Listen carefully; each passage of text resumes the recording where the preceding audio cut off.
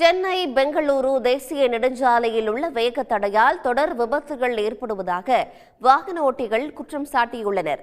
எனவே இதற்கு மாற்று ஏற்பாடு செய்ய வேண்டும் என்றும் அவர்கள் கோரிக்கை விடுத்துள்ளனர்.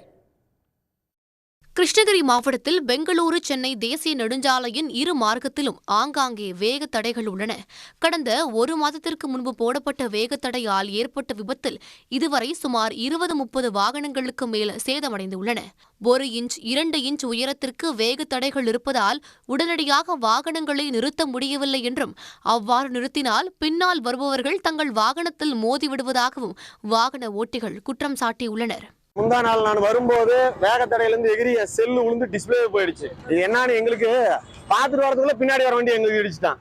பின்னாடி டூ வீலர்ல காரு எங்களுக்கு டூ வீலர் இடிச்சுட்டாங்க. இது மாதிரி வேகத்துல பிரச்சனை ஆகாம இருக்கணும் சார். அதுக்கு மாற்று ஏற்பாடு ஏதாவது நிர்வாகம் பண்ணணும்.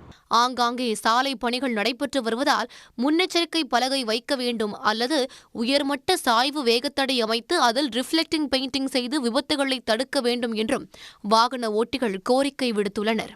கர்நாடக மாநிலம் நியர்பை அத்திப்பள்ளியில் பார்க்கும்போது இந்த வேகத்தடைன்றது நல்லா ஒரு டிஸ்பிளே மாதிரி ஒரு ரிஃப்ளெக்டர் போட்டு நல்லா நீட்டாக காமிச்சிருக்காங்க. எந்த லாரி பஸ்ஸு கார் யார் வந்தாலும் அது இருக்குதுன்னு தெரிஞ்சு ஸ்லோ பண்ணிடுறாங்க. பட் இங்கே அவங்களுக்கு யாருக்குமே தெரியாது. எல்லாமே லாங்லேருந்து வர டிரைவர்ஸ் எல்லாமே இங்கே தெரியாது. நார்மலாக அவங்க அந்த ஸ்பீட்லேயே வரும்போது பிரேக் போடுவாங்க. பின்னாடி இருக்கிறவங்கள ஆக்சிடென்ட் ஆகிடுது. இது கொஞ்சம் நல்ல முறையில் கொஞ்சம் பண்ணி கொடுத்தா பொதுமக்களுக்கு ரொம்ப நல்லா இருக்கும். தர்கா, மூகாண்டப்பள்ளி, ஜூஜுவாடி, பேரண்டப்பள்ளி உள்ளிட்ட பல்வேறு இடங்களில் வேக தடைகள் உள்ளன.